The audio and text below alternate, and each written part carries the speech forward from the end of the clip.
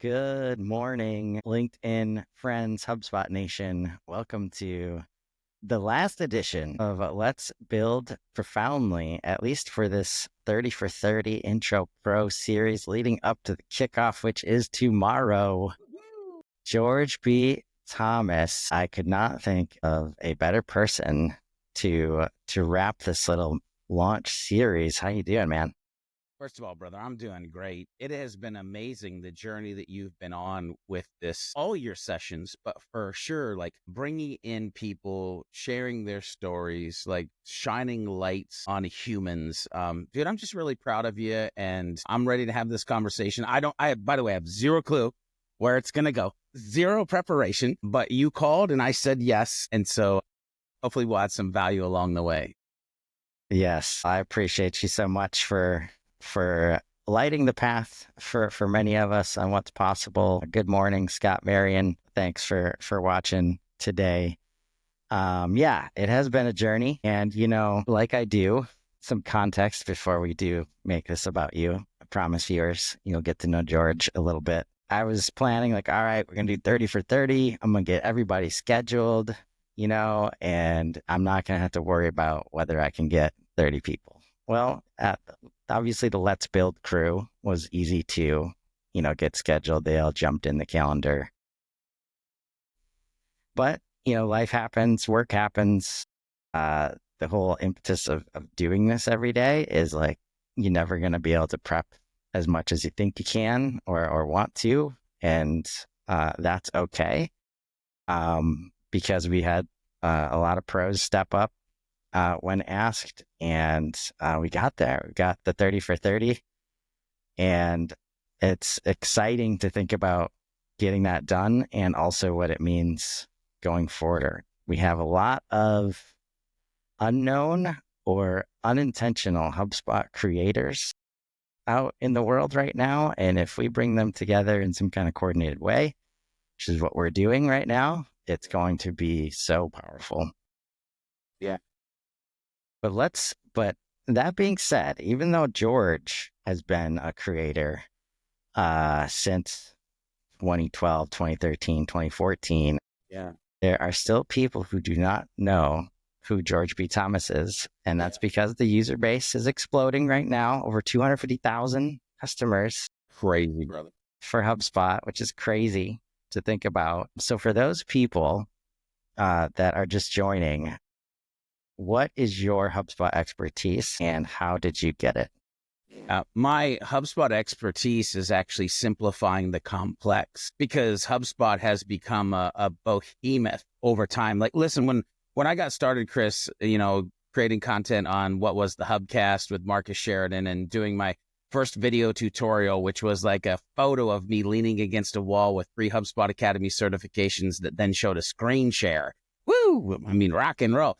It was a marketing tool and a okay kind of, this is cool because nothing else exists tool.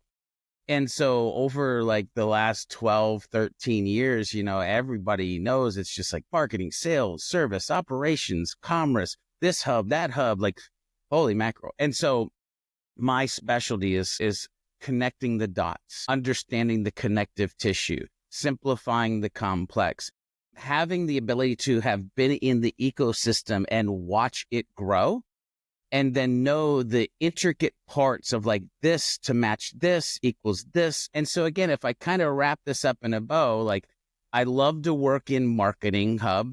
I love to work in CMS Hub. Like those are my 2 favorite hubs.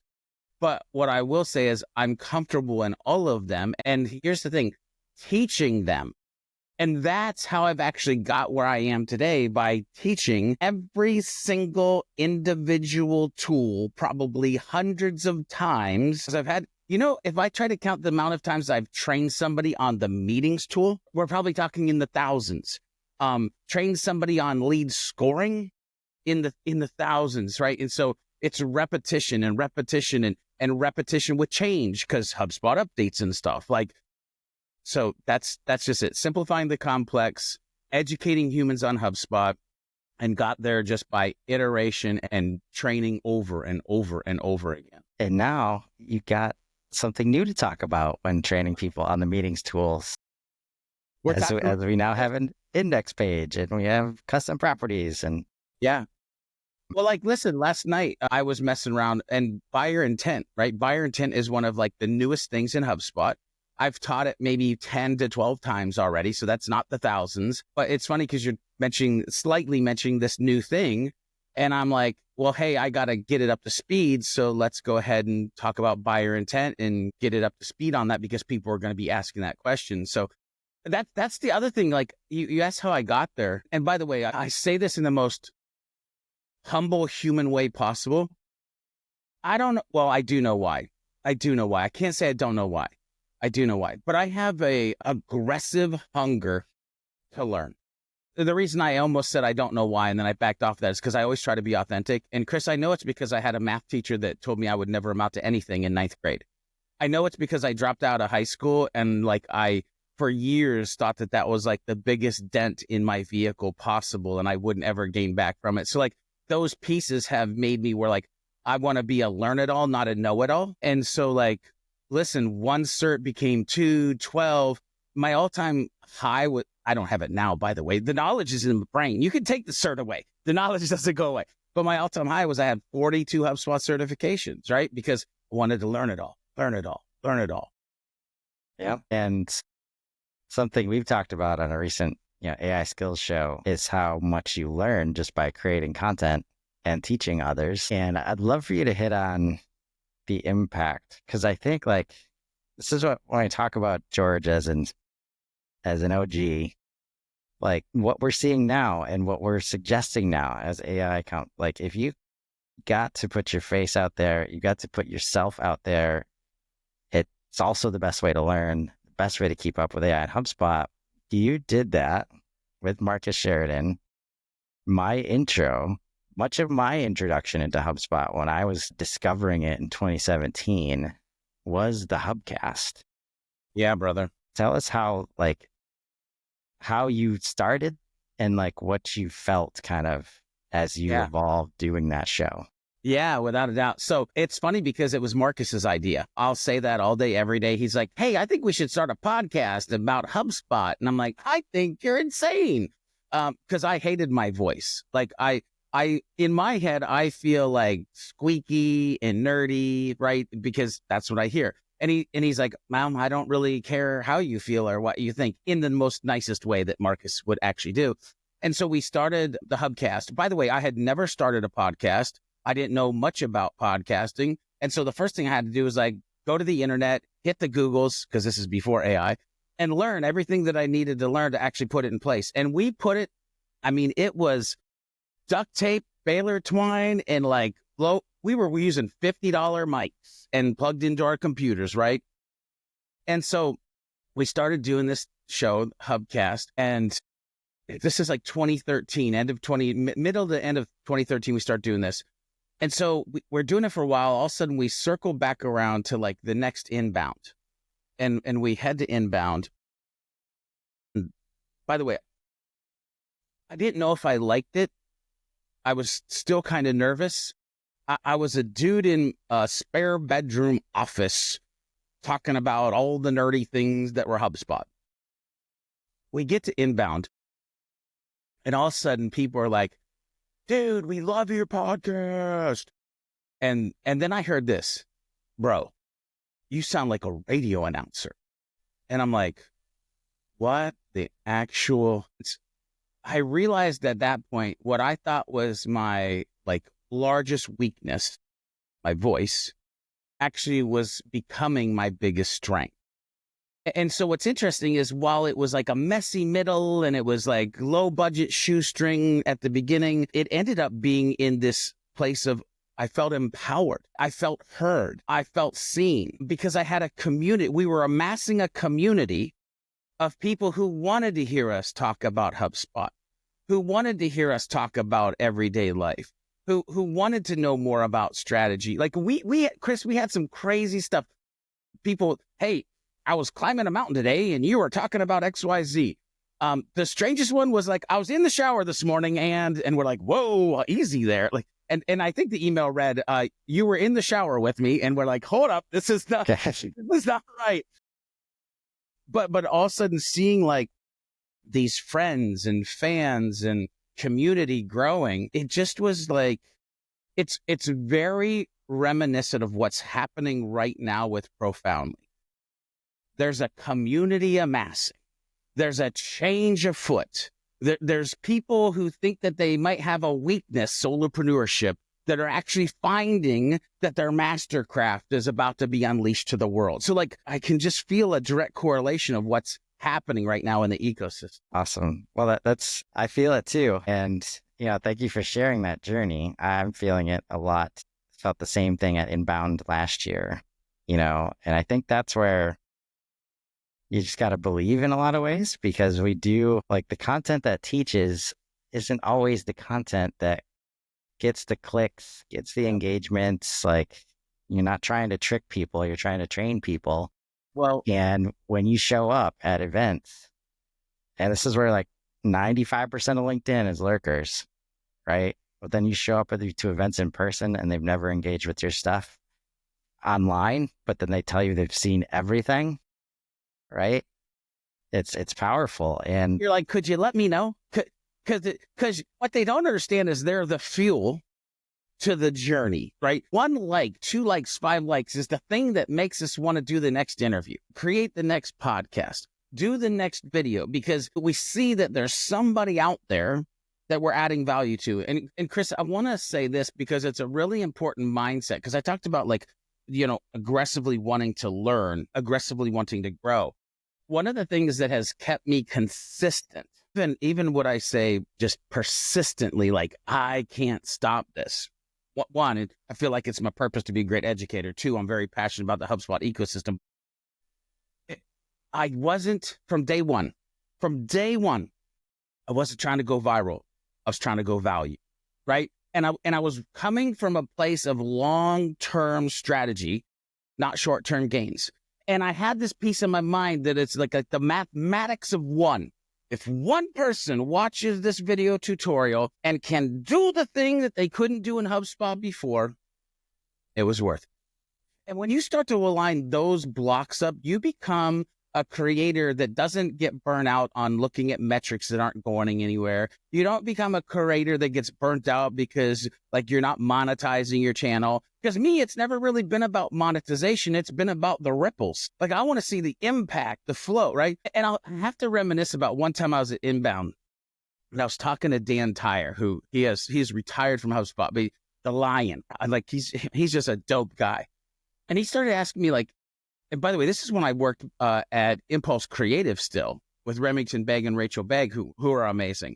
And he asked me like, hey, how much do you think your brand's worth? And I go, I don't know, not much. Why? Like, what are you talking about? How much do you think your brand's worth? And I go, I have no clue. He goes, well, how many tutorials, how many podcast episodes? Oh, hundreds, if not thousands. Well, how many organizations do you think that's impact? What? I hope a lot. I think a lot. He goes, probably hundreds, thousands of companies have watched one of your video tutorials or listened to a podcast. Yeah. And so how much do you think those companies are worth if you combine them? And I go, oh my God, damn, like billions. And he just looked at me and he smiled. He goes, oh, so what you're saying is you have $1 billion brand.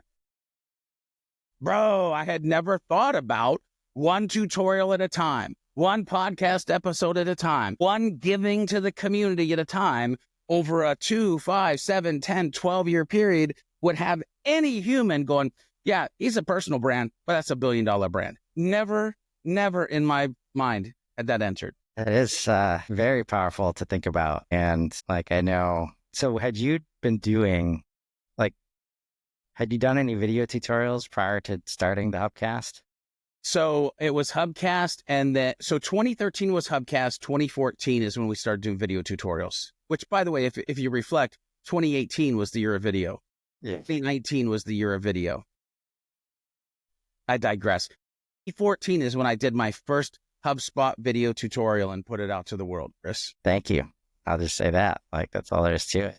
Listen, I've heard that, like, I've even had HubSpot employees thank me for doing tutorials because it made their HubSpot onboarding easier. Like, that wasn't even the goal. It was to help HubSpot users. So listen, giving value and creating content is just the gift that keeps on giving back, right? It's like you reap what you sow. If you create videos and you're going to be a happy, helpful, humble human, then all of the reciprocity of being a happy, helpful, humble human is going to come back to you. Now, it might take a while, but it's going to come back to you. Yes.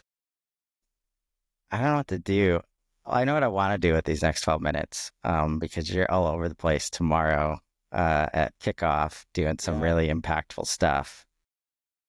And so I'll say, like, if you don't mind, and I know you don't, if you want to learn about George behind the scenes, like outside of HubSpot, beyond your default podcast, Superhuman Framework, you got a brand new, georgebthomas.com, which you're just adding stuff to every day at this point.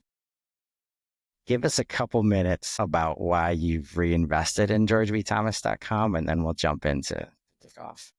Yeah. So when I left agency life, went to be a solopreneur, and it was George B. Thomas LLC, and everything was run off the George B. Thomas website.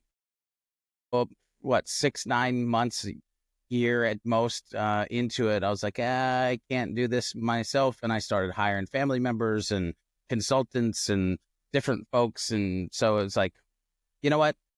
I've always been an authentic human. I am showing up in an inauthentic way. We are an agency, and we are not calling ourselves an agency. And that's just kind of lying. And so we built Sidekick Strategies. And so all of my efforts went into like building the Sidekick Strategy website and repositioning myself as an agency owner instead of just a solopreneur. And as I did that, I kind of left George B. Thomas, the website, to the wayside because we were building the machine over at Sidekick Strategies. And so, but there's conversations that I want to have that don't fit into the bucket of HubSpot. Now, don't get me wrong. I love HubSpot, and a lot of the content that I've created and will continue will be around HubSpot, right? We're literally getting ready to kick off a new series that I'm super excited about, which is Women of HubSpot, where I'm going to interview like the top talented women of the HubSpot ecosystem and just have dope conversations. Like, so, right. So we're going to continue to create stuff around HubSpot. I have all these other things in my brain. You mentioned Beyond Your Default. Like, it's a personal growth podcast that we did for like a year and a half. It'll probably come back, but right now we're just focused on some other stuff. And listen, I talk about vulnerability. I talk about fear. I talk about imposter syndrome. I tell you stories of like the struggle and hustle of my life. You learn about how I've almost died 3 times in the podcast. You learn that I'm from a 1-room log cabin in Lincoln, Montana, that I rode my pony to school at 9 years old. Like, you learn some real interesting stuff. And so out of that, we also have birthed the Superhuman Framework. It's still in its infancy. Like, we're trying to figure out how we can impact the world with it. So far, we've looked at it at so many different lenses. It can be a framework for personal growth. We've looked at it through the framework of like an HR professional and actually like teams and culture. And we've even looked at it from the framework of like, is it a marketing framework as well? The answer is it could be yes to all of those, but I need to figure out what I want it to be when it grows up, but I want to talk about it. And here's the thing too. I have purposely not hidden the entire journey that I am a man of faith. Like my George B. Thomas website, the footer always had a scripture on it. Even before Sidekick Strategy, it just had a scripture on it. And so one of the things that I want to do is I want to create like almost morning devotion articles that are about life and business, but that doesn't belong on Sidekick Strategies. That belongs on George B. Thomas. And so what I'm doing is I'm showing up as a whole ass human. It just happens to be over 2 websites and 2 YouTube channels, right? Now, here's the cool thing, Chris, because you alluded to like the thing that's coming and is new. And that's one place where I've put everything together. And the reason I've done that is because while I know there's 2 different audiences, HubSpot humans and like the people that just want to hear deeper stuff about George, great. I'll give you 2 different places to go to serve. But if I'm creating me, clone, they can't be separate. They have to be one, because it's how do I teach how I teach? Why do I say what I say? Because it's all in here, right? So anyway, I hope that answers your question. Yeah. George B. Thomas context cannot be separated out and siloed out. Yeah. Really excited to show more about that clone. Yeah. On Friday morning with our Let's Build AI Skills show. And maybe even people could get a sneak peek tomorrow during your session as you talk about AI enabled, ownership and foundership. give us a little sneak peek about, what you plan on talking about in that session tomorrow. The presentation. Yeah. So it is really around AI enabled ownership. And so if I just kind of encapsulate this, one, I talk about how you as the owner need to embrace it. I talk about the pitfalls and hurdles that a lot of people are falling prey to. And then I move into like your teams and enabling your teams to do it as well. So a great example of this is like we have an internal version of the clone. So everybody on the team can actually use it because it's the closest that they can get to me if I happen to be in a meeting or something else, right? And so I'm a AI enabled owner because I've embraced AI. I've taught along the way. I've shared the way that I'm communicating with. They have, custom GPTs and projects. They have now this clone. And so it's just I kind of paint the picture of like, here's the natural order of how things should go. And then, of course, me, challenge people. So what's the next thing? What should you be thinking about? What should you fix? Like, how can you enable it in your organization? So that's just a sneak peek of like where we're headed tomorrow in my session. Really looking forward to that because I know most founders I've met at least have asked the question at least one time. And what if I could just clone myself? How powerful would that be? Looking forward to that. But you're all over the place tomorrow, and I'll say thanks again for that. You're on the what is a HubSpot admin panel? Why do we need a panel for that? I mean, so I could pull up for you what the typical HubSpot super administrator job description looks like. It basically is like God, Jesus, HubSpot super admins. That's basically like what it looks like, right? And so there's a lot that, look, you could be a super admin in like 7 different ways. It just depends on the hubs you have. It depends on the organization you're in. And so I like the idea of a panel, one, because we're going to be able to come at it from different directions. But my hopes, my prayers for that session is there's a lot of yes ands.